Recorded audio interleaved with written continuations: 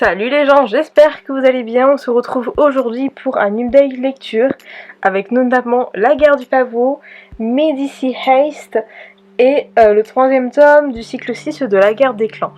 Bref, on commence dès maintenant. Alors, du coup, ici, La guerre des clans, le cycle 6 qui se prénomme De l'ombre à la lumière, avec du coup le tome 2 qui s'appelle Éclat de ciel de Erin Hunter aux éditions Pocket Jeunesse. Ici, il y a une citation qui est pas mal. Il s'agit de « Il doutait que quiconque puisse convaincre Œil de Guet de faire quelque chose qu'il ne voulait pas. » Et c'est très vrai, Œil de Guet est comme ça, et c'est pour ça que je l'adore. J'ai beaucoup aimé Elle de Faucon, dont on a fait la connaissance très récemment, et toujours Œil de Guet, qui est tout bonnement incroyable. C'est un tome que j'ai trouvé un chouïa au-dessus des autres, puisque nous savons enfin ce que Étoile Sanitaire cachait depuis tout ce temps, et j'imaginais pas du tout cela. Ça m'a cloué le bec. Nous avons enfin des nouvelles du clan du ciel, et je suis contente.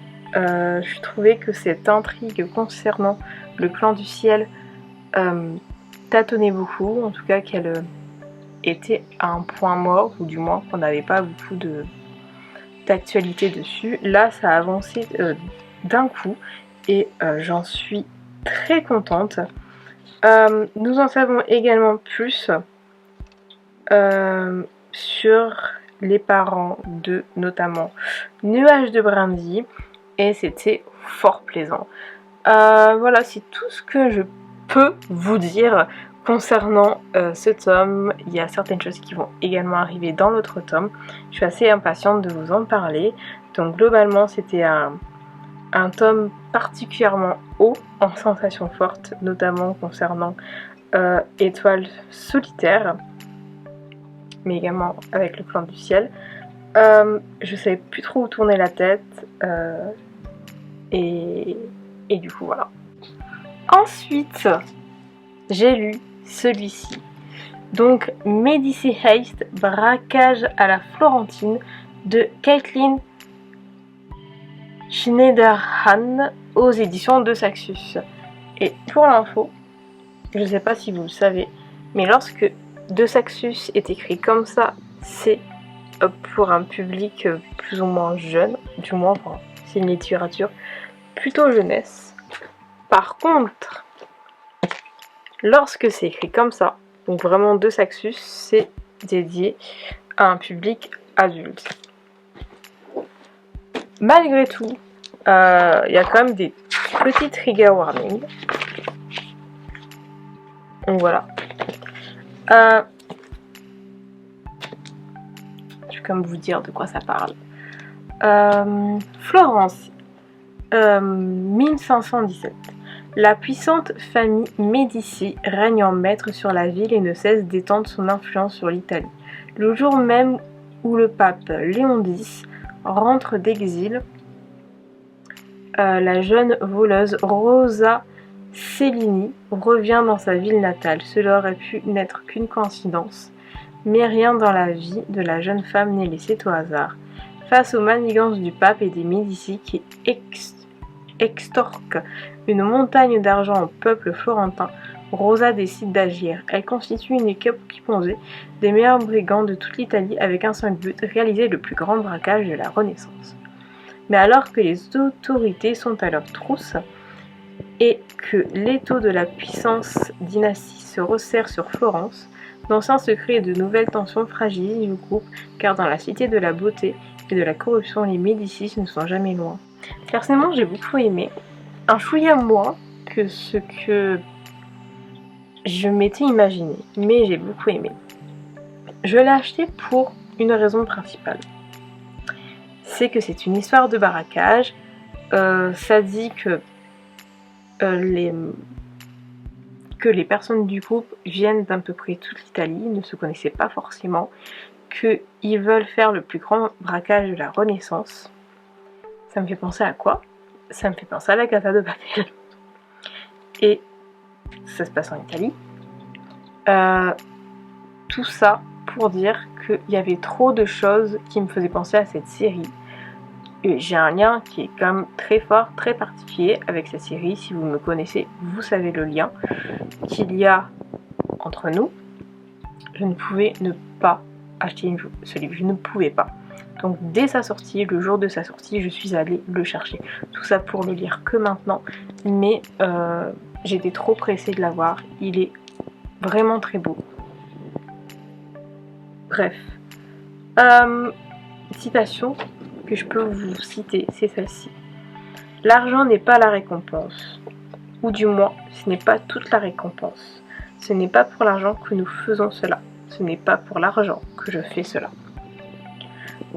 Du coup, le fait que j'ai beaucoup aimé dans ce roman, tout ce qui est cette histoire de braquage, que ça se passe en Italie, que ça se passe durant la Renaissance, tout ça, je l'ai aimé. Malheureusement, comme je l'ai dit, il ne m'a pas plu autant que je ne me l'étais imaginé, probablement du fait que je l'ai placé très très haut et que automatiquement je l'ai placé tellement haut sur un piédestal qu'il n'a pas pu répondre à absolument toutes mes attentes. Mais ça n'empêche pas que c'est une très bonne lecture. Malgré que c'est un roman destiné à un public young adulte, je trouve que l'écriture était quand même très bonne. J'ai lu des romans destinés à un public young adulte avec une écriture qui était clairement enfantine, et là ce n'était pas le cas. Je dirais pas que je la trouve particulièrement mature, mais en tout cas je la trouve pas enfantine. J'ai énormément aimé les personnages, ils étaient très très bien écrits, je les ai trouvés réalistes, profonds, très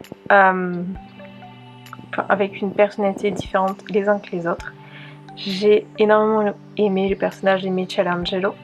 Je m'attendais, même si c'était à la Renaissance, je m'attendais pas forcément à voir ce personnage dans ce livre. Et le fait qu'il était très présent, du moins beaucoup plus présent que je ne le pensais, ça m'a énormément plu, en sachant que je suis moi-même fan de culture, d'art, etc. J'ai fait des études d'art. Ça m'a d'autant plus, malgré que Michelangelo n'est pas l'un de mes artistes favoris de la Renaissance ou de manière générale, c'était tout de même fort plaisant. En dehors de ça, l'histoire du braquage et des Médicis et du pape était très intéressante à lire. Il y a derrière un message politique très fort, à l'instar de la Casa de Papel. D'ailleurs, il y a quand même plusieurs références à la Casa de Papel dans ce bouquin. Faut avoir regardé la Casa de Papel pour le voir. Personnellement, je l'ai vu puisque je me suis fait la série une quarantaine de fois. Voilà. C'est même pas une blague, je me suis vraiment faite la Casa de Papel une quarantaine de fois. Quand je dis que j'ai un lien avec cette série, c'est pas une blague. Bref, c'était un réel plaisir en tant que fan de la Casa de Papel de voir toutes ces références. Et de manière générale, c'est un très bon bouquin. Je pense que je le relirai parce que j'ai beaucoup aimé. J'ai mis sur un piédestal trop haut. Et maintenant que je sais à quoi m'attendre, je pense que si je le relis une deuxième fois, la lecture sera meilleure que la première.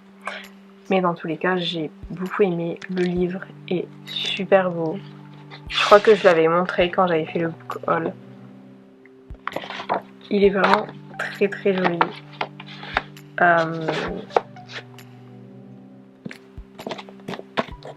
Bref, et contrairement à la guerre de Pavot, je peux vous assurer qu'il est très léger. Aussi léger qu'une feuille. Maintenant, nous allons parler de la guerre du pavot. Après avoir lu Babel, j'entendais parler de ce livre partout, notamment par des anglophones qui l'avaient lu, mais aussi par des lectrices françaises qui l'avaient lu en VO. Qui avaient dit que la première traduction était catastrophique, qu'il fallait pas la lire, qu'il fallait surtout le lire en VO. ou alors attendre une potentiellement traduction. Et là, je m'étais dit une chose. Babel a très bien fonctionné en France. Ensuite, ils ont édité Yellowface, qui a très bien fonctionné. Je me dis, attends, il y a 2 bouquins de l'autrice qui a très bien fonctionné. Il y a moyen que De Saxus achète La Guerre du Pavot. De Saxus a acheté La Guerre du Pavot. Donc là, j'ai sauté de joie. J'étais en mode, ok, il me le faut. Je l'ai précommandé. Le jour même, je l'ai reçu. J'étais particulièrement heureuse. Ils ont fait un travail de malade avec ce bouquin. Encore une fois, je vais pas vous montrer ce bouquin parce qu'il est très lourd. J'ai peur de l'abîmer. Et malheureusement, je l'ai un petit peu abîmé d'ailleurs. Je ne sais pas quand. Je pense que c'est lorsque je suis allée à Lyon avec. Mais si vous allez sur mon compte Instagram, j'ai fait une vidéo assez sympathique où j'ai vraiment pris le temps de vous montrer tout du bouquin parce que vraiment ce bouquin est une œuvre d'art. Bref, je savais que j'allais aimer parce que j'avais énormément vu de gens en parler. J'avais été spoilée de certains trucs dessus. En vrai, donc ce qu'elle fait à son vagin au début du roman. Il y avait juste ça dont j'ai été spoilée. Pour le premier tome en tout cas, donc c'est suffisant. Quand même, je savais que j'allais aimer. J'aime énormément tout ce qui est univers sombre. J'aime beaucoup tout ce qui est female rage. Je savais que j'allais aimer, ça n'a pas raté. C'est un réel coup de cœur. J'ai été super contente d'avoir les débuts de Rin, dans le sens où on voit, entre guillemets, sa vie d'avant. Qu'il y a une première partie entièrement dédiée à son entrée à l'université militaire, que l'on apprend avec elle, qu'on voit ce qu'elle vit là-bas, etc. Qu'on voit à quel point elle est méprisée parce qu'elle vient d'une sorte de bas peuple, enfin en tout cas qu'elle ne fait pas partie de ces personnes qui devraient avoir le droit d'aller dans cette université, qu'en plus de ça, une sorte également de racisme parce que Rin a la peau plus noire que les autres personnages, aussi parce que c'est une femme. J'ai beaucoup aimé le personnage de Yang, je pense que ça se prononce comme ça, donc son prof. Je trouve ce personnage tellement intriguant, mais je l'ai beaucoup aimé. J'ai également beaucoup aimé le personnage de Aslan, mais également celui de Nessa, que si vous lisez La Guerre de Pavot, vous savez de quel personnage je parle. J'ai également beaucoup aimé. On rentre dès la deuxième partie en plein dans la guerre. Le roman est sombre, on sait qu'il est sombre, et il est putain de sombre. Personnellement, j'ai pas trop de triggers. Mais il faut savoir que c'est un livre qu'il faut lire après avoir lu les triggers. Parce que tout ça, c'est les triggers. Je vais pas vous les lire. Mais il y en a énormément. J'ai pas trop de triggers. Je vais peut-être un petit peu tirer une tête quand il y a des descriptions de violences sexuelles. Et j'ai un petit peu tiré une tête. Notamment au chapitre 21. Mais globalement, ça a été... J'ai pas refermé mon livre en pleurant. J'ai pas fait un déni. Ça a été... J'ai su le lire convenablement. Mais il faut vraiment lire ce bouquin après avoir lu tout ce qui est trigger, parce que c'est un bouquin qui ne rigole pas avec ça. Il est hyper réaliste par rapport aux horreurs de la guerre. Il est très sanglant, il est très violent. Faut vraiment être prêt pour lire ce genre de bouquin. Personnellement, j'ai adoré, c'est exactement ce que j'aime lire. Mais voilà, faut faut vraiment être prêt. Bref, je sais pas s'il y a des choses que j'oublie, mais c'est un réel coup de cœur. Je vous invite à lire peut-être ma review sur Insta, qui est beaucoup plus détaillée que le brouillon que je viens de vous faire. Mais c'est un vrai coup de cœur, j'ai trop hâte de lire le deuxième tome. J'ai vu dans les commentaires des éditions de Saxus comme quoi c'est prévu qu'ils sortent cette année. Ils n'ont pas dit quand, donc je pense que ça va pas être tout de suite. Mais j'ai tellement hâte. J'ai vraiment tellement hâte. J'attends que ça. Et voilà, c'est vraiment un banger. Donc si vous êtes apte à lire des romans avec une telle violence comme celui-ci, franchement foncez. Parce que il est incroyable. Cette update lecture est maintenant terminée, j'espère qu'il vous aura plu. On se retrouve très bientôt pour de nouvelles vidéos. En attendant, n'hésitez pas à vous abonner à la chaîne si ce n'est toujours pas fait, à liker la vidéo, à la commenter, à la partager sur les réseaux sociaux, à me suivre sur les réseaux sociaux. Toutes les informations dont vous avez besoin sont en barre d'infos, y compris mes réseaux. Et on se retrouve très bientôt pour de nouvelles vidéos. Et du coup, ciao!